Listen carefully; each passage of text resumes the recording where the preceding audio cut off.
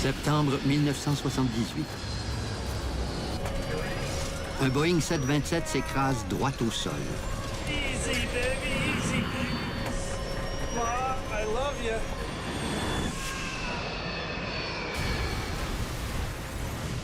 San Diego est le théâtre de la pire catastrophe aérienne de l'histoire des États-Unis. Mes cheveux se sont dressés sur ma tête quand j'ai appris la nouvelle de l'écrasement.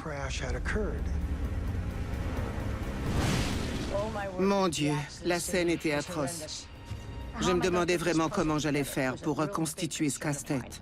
Les enquêteurs en arriveront à une conclusion stupéfiante.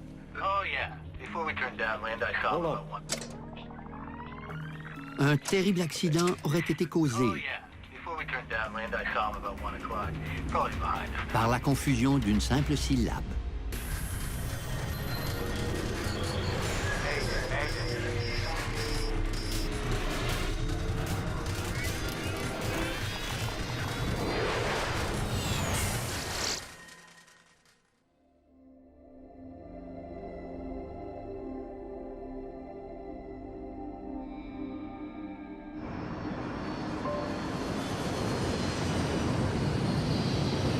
Le vol 182 de Pacific Southwest Airlines survole la côte californienne.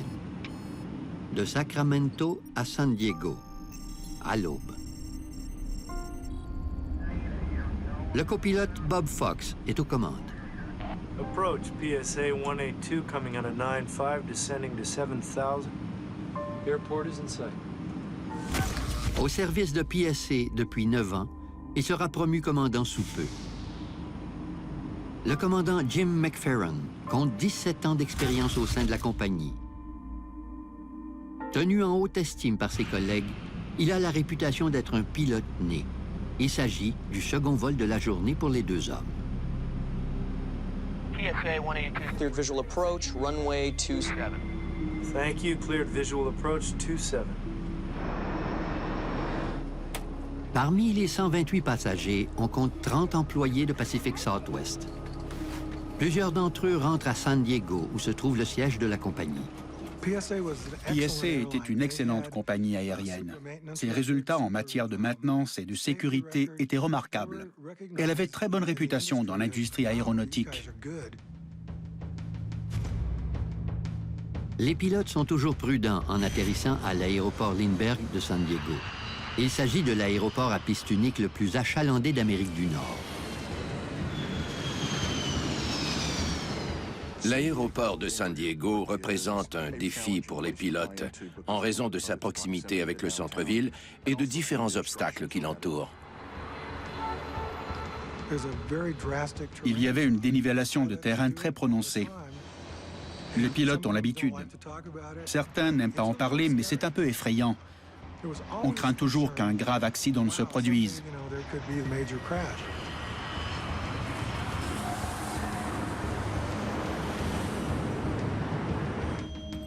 Plusieurs autres aéroports de la région bourdonnent d'activités avec l'aviation commerciale, militaire et privée.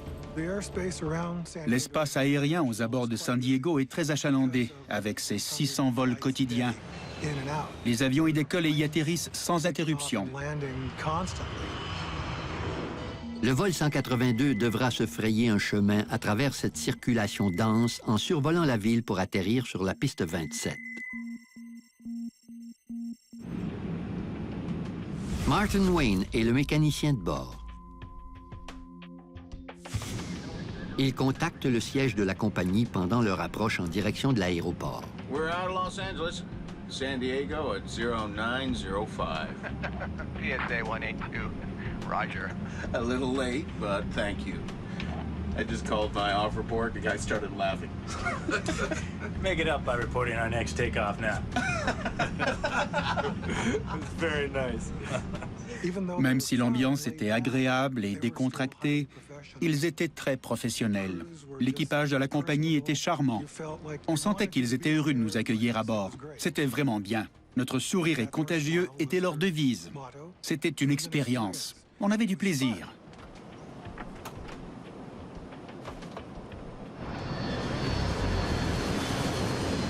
L'approche du vol 182 vers Lindbergh est guidée par un contrôleur d'approche dans un centre situé à 15 km au nord de l'aéroport.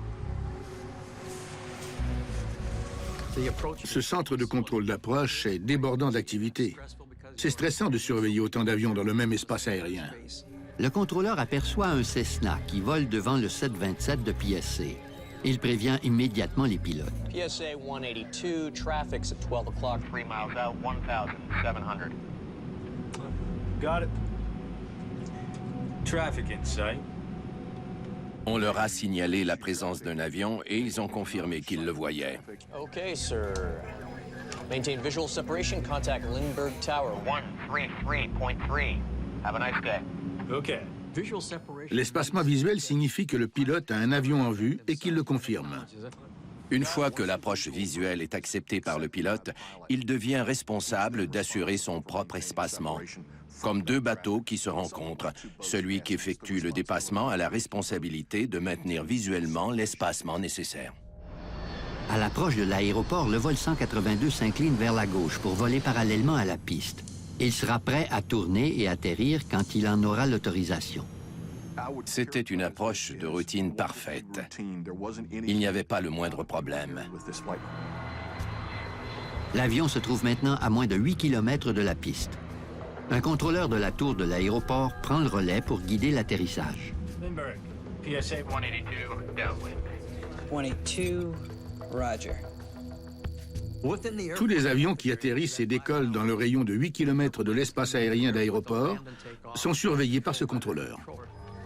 Le contrôleur d'aéroport guide plusieurs avions en plus du 727 de PSC.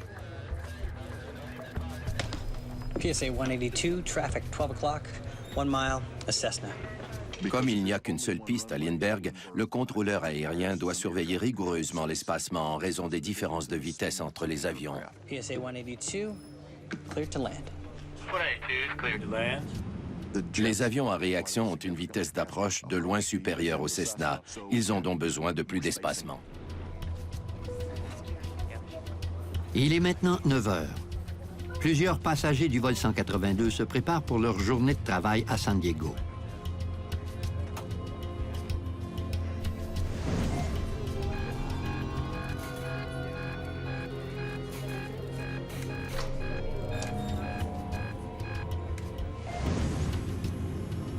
À quelques minutes de l'atterrissage, le copilote Bob Fox aperçoit un avion au loin. There's one underneath. I was looking at that inbound over there.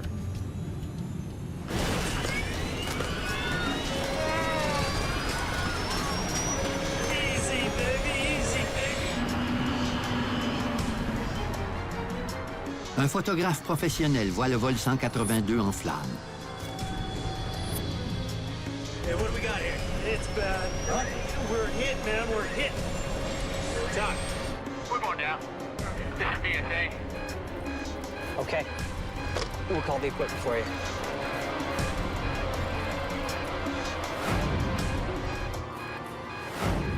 Le radar du contrôleur d'approche révèle que le 727 et le Cessna sont entrés en collision.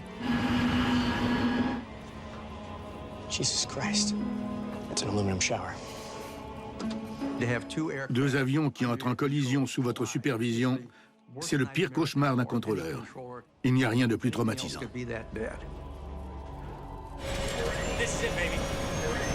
Break the top. Ma, I love you.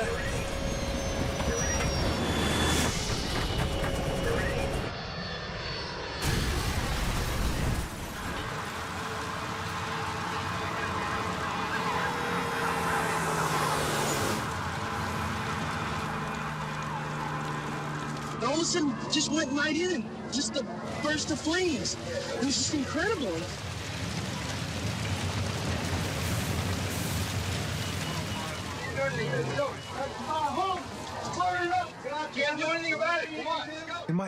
Mes cheveux se sont dressés sur ma tête quand j'ai appris la nouvelle de l'écrasement. Les milliers de personnes ont vu ce gigantesque nuage de fumée et de feu en forme de champignon.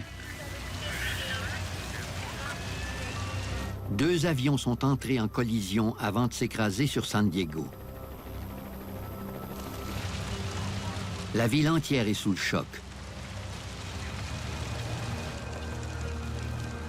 Et l'on se doute à peine de l'ampleur de la tragédie.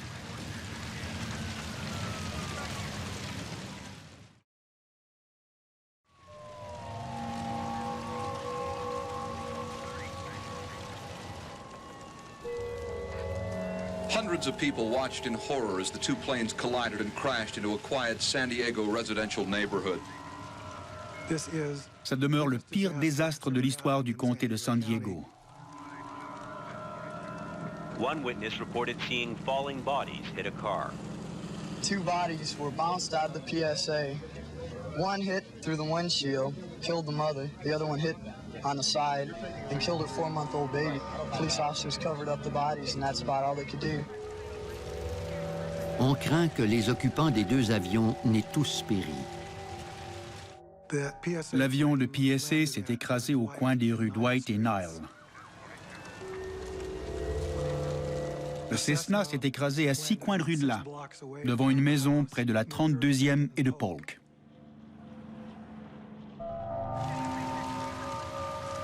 « 22 maisons sont détruites. 7 résidents du quartier perdent la vie. Il y a 9 blessés. La ville est en émoi. We heard on the news, so we came down here to see what we could do to help. We've been walking through here, carrying water, and it's just such a bad scene. It's really horrible. Greg Clark est policier à San Diego et se précipite sur les lieux pour tenter de retrouver d'éventuels survivants. J'avais l'impression qu'une énorme bombe avait explosé. L'avion avait tout détruit sur son passage. Des sièges de passagers étaient enfoncés dans les murs des maisons et des parties de fuselage étaient éparpillées partout.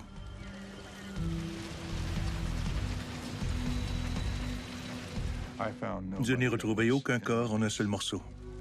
2 heures après l'écrasement, l'enquêteuse du NTSB Wally Funk arrive de Los Angeles. Comme j'étais l'enquêteuse de garde ce jour-là, c'est moi qui ai reçu l'appel de l'agent de la FAA. Il m'a appris qu'un abordage en vol avait eu lieu à San Diego. Mon Dieu, la scène était atroce.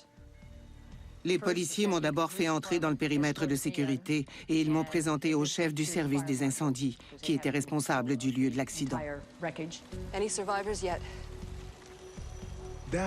C'était terrible de se rendre compte qu'il n'y avait aucun survivant. Le personnel médical était frustré de constater son impuissance. Il ne pouvait rien faire. 144 personnes ont perdu la vie, dont les 7 victimes au sol. Il s'agit de la pire catastrophe aérienne de l'histoire des États-Unis.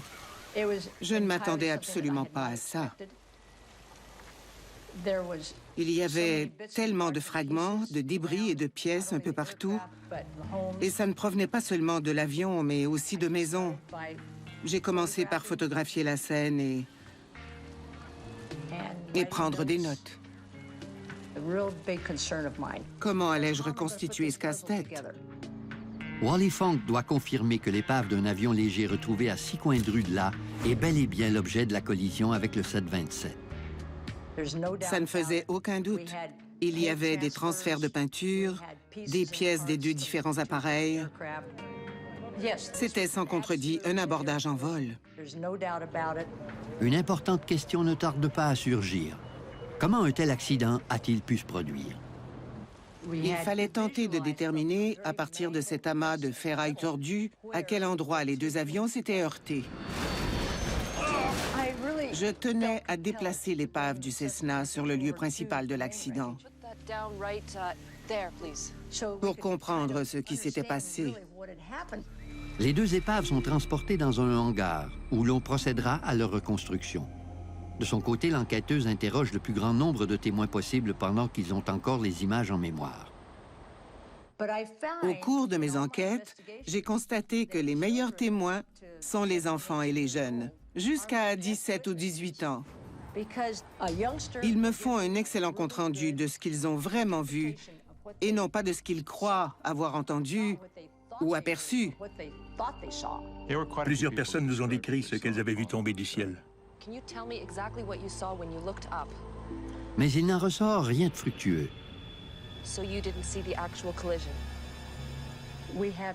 Personne n'a vu la collision se produire. Les témoins n'ont vu que les suites du choc. Les images se rapprochant le plus de la collision ont été filmées par une équipe de télévision. On y voit la chute vertigineuse du Cessna. Le NTSB dépêche des renforts de Washington, dont l'enquêteur principal, Philip Hogue. Hello, Wally. Good to see you again. Doing great work here. Let's get right down to it, all right? I know that you've done a heck of a lot of research and you've been mainly concentrating on the larger aircraft. J'étais contente qu'ils viennent nous prêter main forte. Le soutien technique était fantastique. On s'est divisé les tâches. So I will tackle the Cessna. Il revoit les rapports de la journée de l'avion léger afin d'en apprendre davantage à son sujet. Le Cessna appartenait à une école de pilotage et un élève pilote suivait un cours. Un instructeur de vol était assis du côté droit et son élève pilote apprenait à voler aux instruments. Les enquêteurs apprennent que l'élève a effectué 2 approches sur la piste 9 pour s'exercer à l'atterrissage aux instruments.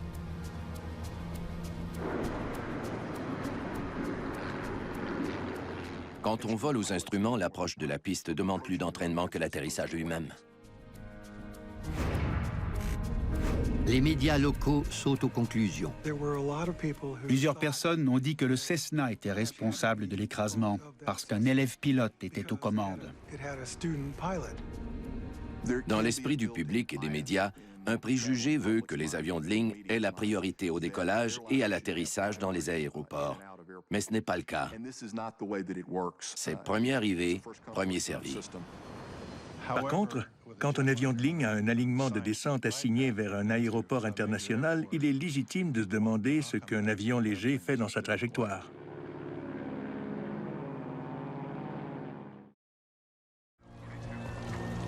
L'enquête sur la tragédie du vol 182 progresse grâce à la découverte des 2 boîtes noires. On a récupéré l'enregistreur de conversation dans le poste de pilotage à l'avant de l'appareil et l'enregistreur de données de vol dans le logement d'escalier arrière. On les a expédiés à Washington. Obtenir les données des instruments et le contenu des échanges dans le poste de pilotage est un long processus. Pendant ce temps, les enquêteurs interrogent le premier des 2 contrôleurs qui ont guidé les avions. Can you show us the 2 flight paths?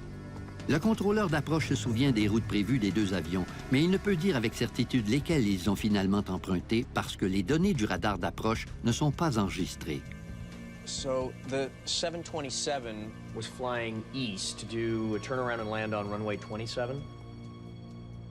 And the Cessna was flying northeast, but it was miles ahead of the 727, probably headed home after doing touch and goes on runway 9. They should have missed each other by over a mile. Comme pilote, j'ai déjà volé plusieurs fois à Lindbergh. Et je me suis demandé s'ils avaient les bons caps et les bonnes altitudes. Identifier les trajectoires de vol exactes demande de savants calculs qui incluent les données d'une station d'information de vol de Los Angeles. Pendant ce temps, une transcription des conversations entre le contrôleur et les équipages révèle que les pilotes des 2 avions connaissaient leurs positions respectives. So, the PSA crew reported seeing the Cessna when they were still 3 miles apart. The planes would have been somewhere around here and here. Got it. Traffic in sight. Le Cessna a aussi été prévenu de la présence du 727 derrière lui. Traffic at 6 o'clock. 2 miles eastbound, a PSA jet inbound to Lindbergh out of 3,200 has you in sight. Si les pilotes des 2 avions étaient au courant de la situation, les enquêteurs se demandent comment expliquer la collision. Sans compter qu'un nouveau dispositif de radar venait d'être installé le mois dernier, précisément pour éviter de tels accidents.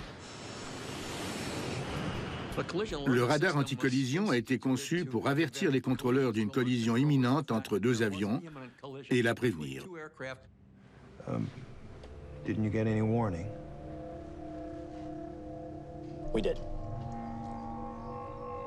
We ignored it. Explain. Well, when the alert sounded, I mentioned it to my supervisor.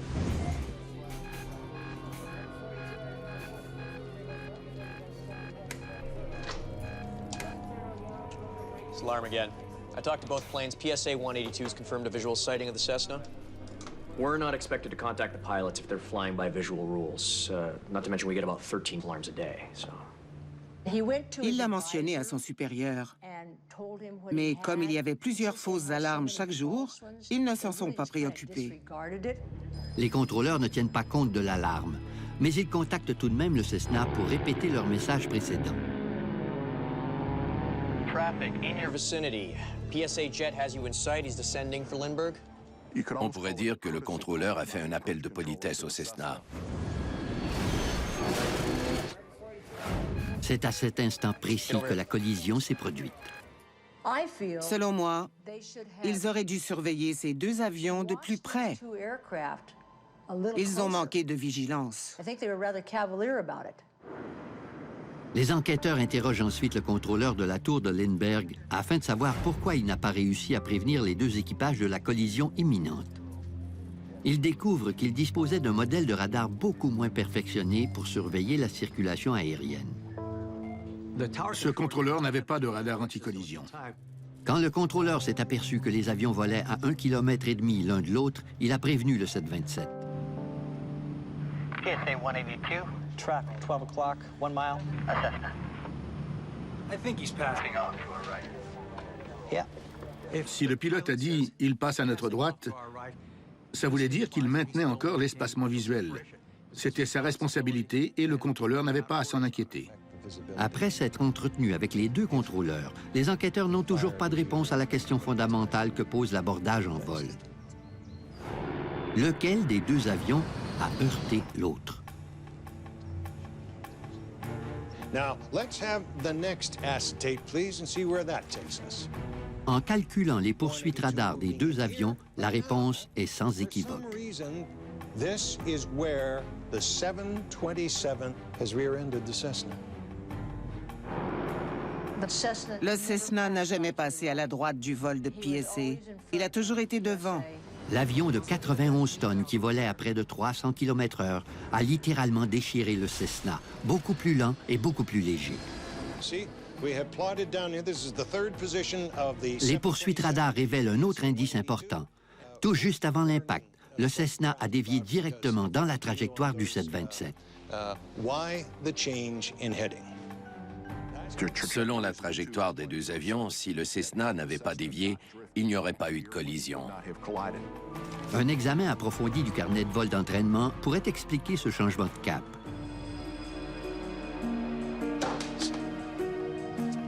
He was wearing a training hood. Le pilote du Cessna portait un dispositif d'occultation dont on se sert pour l'apprentissage du vol aux instruments. Pour obtenir sa qualification de vol aux instruments, le pilote doit apprendre à voler en se fiant uniquement à ses instruments. Par beau temps, il faut donc bloquer son horizon naturel. C'était une visière noire qui encadrait son visage. Jusque-là, il ne voyait rien. Wally Funk se demande si ce dispositif n'a pas fait dévier l'élève pilote au pire moment. Le Cessna avait reçu la directive de maintenir un cap de 70 degrés. 711 Golf, San Diego departure flight heading 070. On enseigne aux pilotes à balayer visuellement leurs instruments afin de maintenir leur cap. Il peut arriver qu'un pilote en formation dévie de son cap parce que son balayage visuel n'est pas assez rapide. En revanche, même si le dispositif d'occultation a joué un rôle dans le changement de cap du Cessna, But it does not explain why the PSA crew couldn't see the Cessna. Got it. Traffic inside. comment l'équipage expérimenté d'un 727 a-t-il pu perdre de vue un avion qui volait directement devant lui?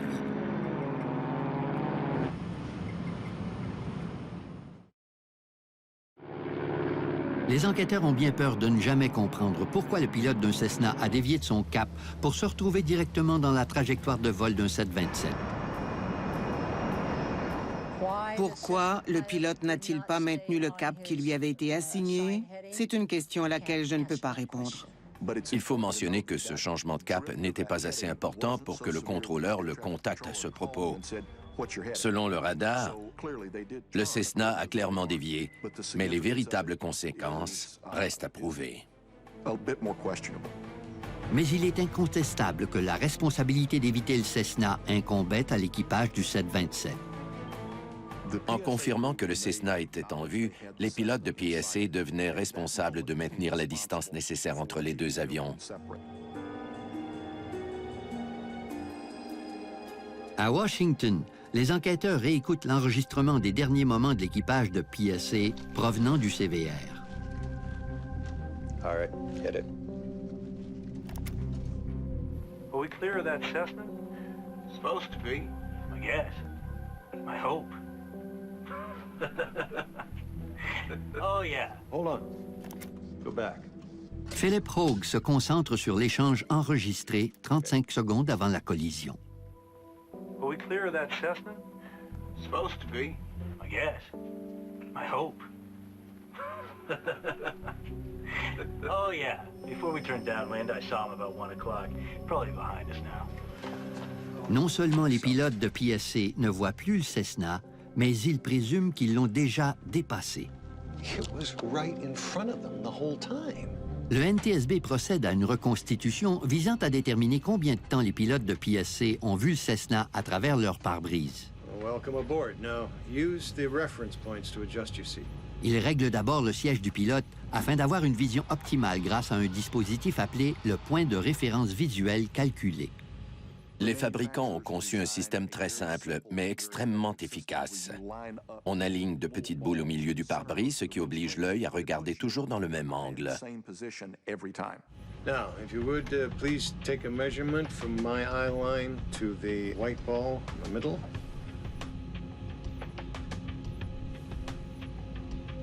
Okay, now from the eyeball to the floor, please. Une fois le positionnement effectué, le photographe se sert d'un appareil photo particulier pour prendre des images panoramiques du champ de vision de chacun des pilotes. Okay, let's have a look at what the pilots can see. Would you put up the view from L'enquêteur commence par le commandant. Les poursuites radars fournissent le cap, le temps-gage et l'angle d'inclinaison du Cessna. Ces données sont reportées sur les photographies par intervalle de 10 secondes. All right. Let's see what the co-pilot can see, please. Le résultat leur réserve une surprise. L'équipage de PSC pouvait apercevoir le Cessna plus longtemps qu'on ne le croyait. 170 seconds of clear view. Les pilotes étaient censés voir le Cessna très clairement. How can you miss a plane that is staring you in the face? Yeah, it's something falling. She didn't say what, but okay. All right, I'll take that, Sue Pritchard. Les enquêteurs espèrent encore que les récits des témoins éclairciront le mystère. Ils apprennent que quelque chose dans le ciel aurait pu induire les pilotes en erreur. On a recueilli les témoignages de 220 personnes. Parmi elles, 16 croyaient avoir vu un autre avion voler dans le ciel.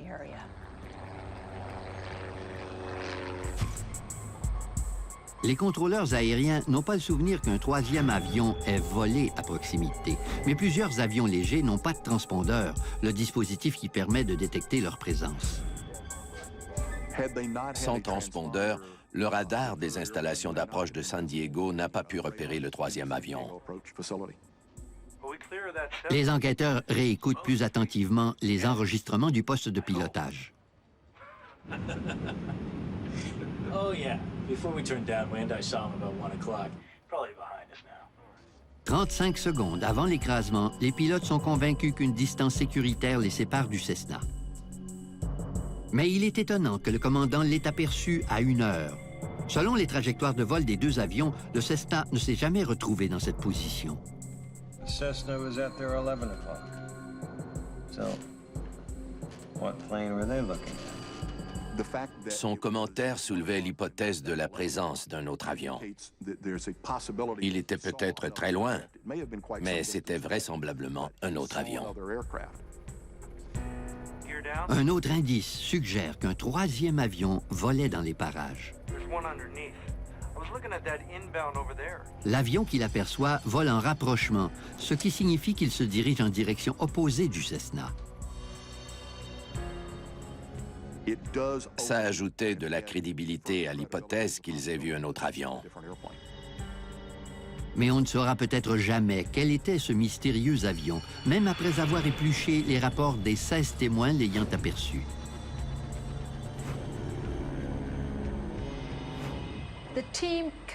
L'équipe a conclu que ces 16 témoignages ne suffisaient pas pour confirmer qu'un avion se trouvait à cet endroit précis, à ce moment précis. L'enquête piétine. La reconstitution des événements a démontré que le Cessna a été visible pendant 170 secondes, soit près de 3 minutes. Pourquoi les pilotes du 727 l'ont-ils perdu de vue? Les enquêteurs réécoutent l'enregistrement. PSA 182, additional traffic, 12 o'clock, 3 miles just north of the field, northeastbound. Cessna 172 climbing VFR Okay, stop at tape. 1,400. 135 seconds to impact. This is when the controller first mentioned the Cessna. Okay, roll tape again. 2 minutes avant la collision, l'équipage est informé de la position du Cessna, mais il ne l'a pas encore vu. La silhouette du Cessna était difficile à discerner parce que les deux avions volaient à peu près à la même altitude et dans la même direction. L'œil humain distingue le mouvement. Or, pendant la majeure partie du temps, rien ne bougeait à travers le pare-brise. San Diego Ops, we're number 2, because we try harder. Le Cessna était visible depuis près de 80 secondes, mais les pilotes ne l'ont pas remarqué. 90 seconds to impact. They get another warning. Après avoir écouté et interprété l'enregistrement du CVR, j'ai eu l'impression que leur conversation avait distrait leur attention. Roll tape. PSA 182, traffic's at 12 o'clock, 3 miles out, 1,700. Got it. Traffic in sight. Stop tape. 85 secondes avant l'impact, les pilotes du 727 aperçoivent le Cessna qui vole devant eux.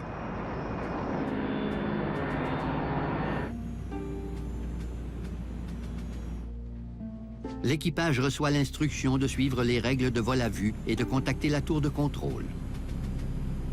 Okay, sir. Maintain visual separation, contact Lindbergh Tower. 133.3. Have a nice day. Okay. Ils l'ont vu 1 seconde et ensuite plus rien. Est-ce que leur conversation leur aurait fait détourner le regard? Les pilotes doivent maintenant garder le Cessna en vue tout en accomplissant d'autres tâches. Le commandant contacte le contrôleur d'aéroport tout en se préparant à atterrir. Lindbergh, PSA 182, downwind. Ils doivent configurer les ailes avec les becs et les volets appropriés, sortir le train d'atterrissage, régler les différents systèmes. Il se passe beaucoup de choses dans le poste de pilotage. Les 3 membres d'équipage d'un 727 sont très occupés pendant l'atterrissage. À cet instant critique, personne ne se préoccupe du Cessna. PSA 182, traffic 12 o'clock, 1 mile, Cessna. Is that the one we're looking at? Yeah, but I don't see him now. The Cessna should be right here in front of them. Le Cessna était visible à la hauteur du pare-brise du 727 de PSA. Et aussi incroyable que ça puisse paraître, ils l'ont perdu de vue. Okay. Can you show me how you normally adjust your seat, please? Quand les enquêteurs constatent comment les pilotes de PSA ajustent leur siège, ils commencent à comprendre pourquoi l'équipage du vol 182 a perdu le Cessna de vue. That's it? You don't use your reference points? Ce n'est pas obligatoire de se servir du point de référence visuel calculé conçu par le fabricant. Les enquêteurs découvrent que plusieurs pilotes ajustent leur siège selon leurs préférences.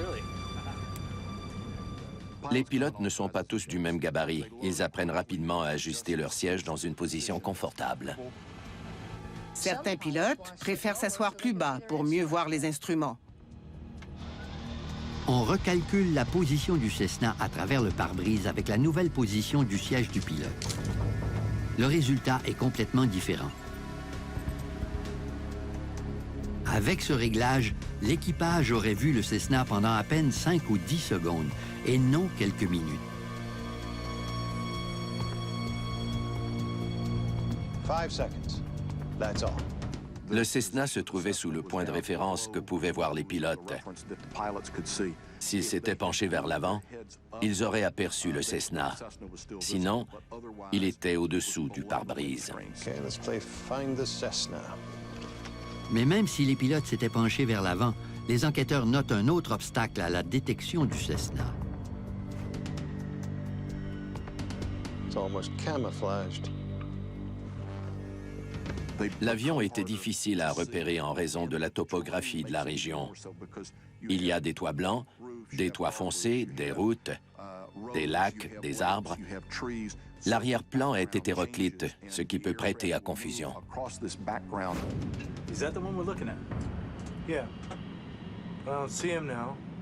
Le Cessna vole désormais trop près du 727 pour être aperçu des pilotes s'il ne se penche pas vers l'avant. Sans oublier l'arrière-plan qui vient brouiller les cartes. PSA 182. Clear to land. 182, clear to land. La collision est imminente, mais les 6 hommes qui pourraient l'empêcher n'en ont pas conscience. Le pilote du Cessna ne voit rien et son instructeur n'a pas remarqué que leur avion dévie de sa trajectoire. Quant à l'équipage du 727, le Cessna se trouve dans son angle mort, mais les deux contrôleurs présument que les pilotes voient le Cessna et qu'ils l'éviteront. Une seule chose pourrait prévenir la tragédie. 144 vies en dépendent. Le commandant de PSA aurait dû prévenir la tour qu'il l'avait perdu de vue.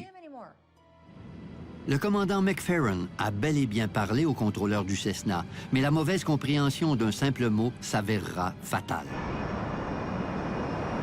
Les deux avions sont à 70 secondes d'entrée en collision au-dessus de San Diego. PSA 182. Track, 12 o'clock, 1 mile. Assessment. Flaps 5. Is that the one we're looking for? Yeah, but I don't see him now. Le destin du vol 182 dépend désormais de la clarté de la communication du commandant au contrôleur. Okay, we had him there a minute ago. Mais le commandant ne s'exprime pas clairement. 22, Roger. Le contrôleur croit que le Cessna est encore en vue. Quand l'équipage de PSA a perdu le contact visuel avec le Cessna, il était responsable de prévenir le contrôleur qu'il ne le voyait plus. Encore incertain au sujet de la position du Cessna, le commandant tente d'expliquer la situation au contrôleur. I think he's passed off to our right. Le commentaire du commandant témoigne de son hésitation en indiquant que le Cessna n'est pas en vue à ce moment-là. Le contrôleur pourrait ordonner aux pilotes de PSA ou du Cessna de changer leur trajectoire, mais il ne le fait pas. Il est très difficile d'interpréter la signification de l'échange entre le contrôleur aérien et le pilote pour chacun d'entre eux. Le commandant a fait un commentaire mentionnant qu'il avait encore un doute, mais le contrôleur l'a interprété comme un constat. Et il a répondu « On ne saura jamais ce que les pilotes de PSA ont déduit de sa réponse. » Mais ça ne les a pas inquiétés outre mesure, parce qu'ils ont poursuivi leur approche. Le contrôleur ne s'est pas inquiété non plus, parce qu'il n'en a plus reparlé. Les enquêteurs veulent maintenant savoir pourquoi le contrôleur n'a pas réagi. Ils comparent 2 enregistrements distincts des conversations entre le commandant et la tour de contrôle. Okay, Chris, let's hear the cockpit first. I think he's passed off to our right. Passed. I thought I heard passing before. Double check that, please.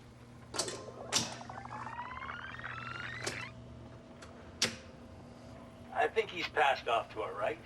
He's still saying pass. Let's compare it with the tower, because I think I heard passing. Ils font alors une découverte saisissante. Passing. I was right. It does sound like passing. Avec le grésillement dans les communications radio, le contrôleur a entendu « il passe » au lieu de « il est passé ». Ce malentendu risque fort d'avoir scellé le destin du vol 182. Passing. Big difference. Les enregistrements révèlent qu'un simple mot du pilote du vol 182 de PSC a été mal compris par le contrôleur de la tour de Lindbergh.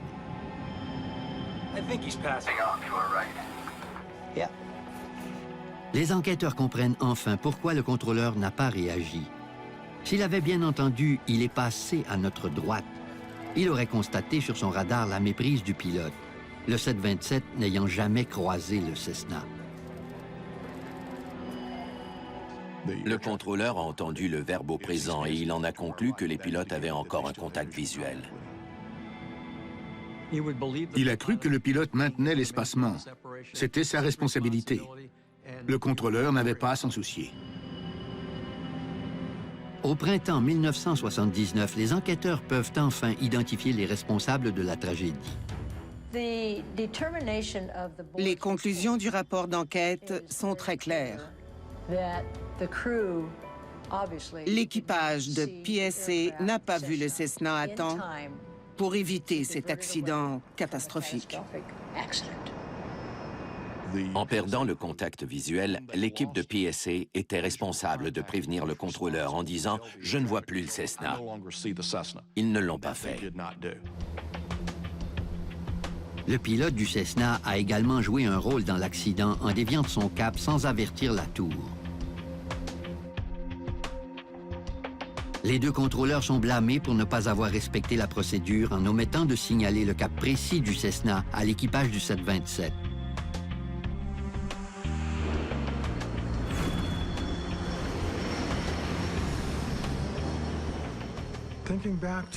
Quand j'y pense, c'est une profonde tristesse qui me revient à l'esprit.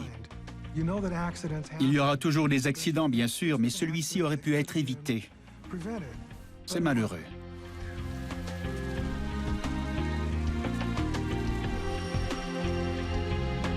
Le rapport d'enquête recommande d'améliorer le système de contrôle de la circulation aérienne à l'aéroport Lindbergh.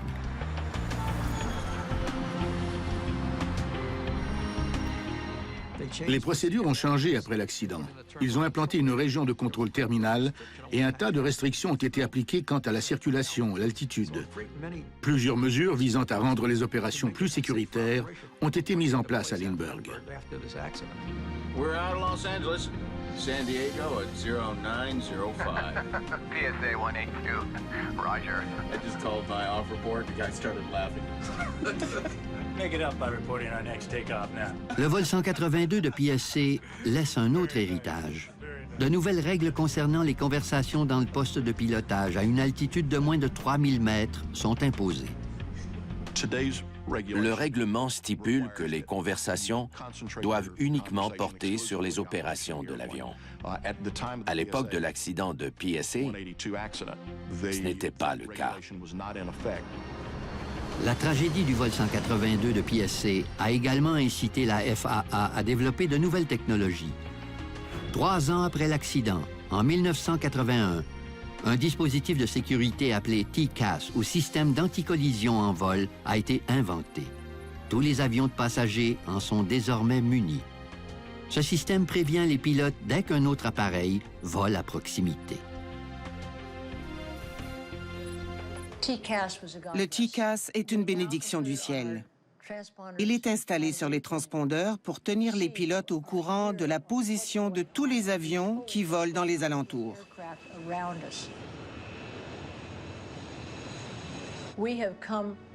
On a fait des pas de géant pour rendre l'aviation plus sécuritaire pour les voyageurs et pour mériter leur confiance en les conduisant à bon port.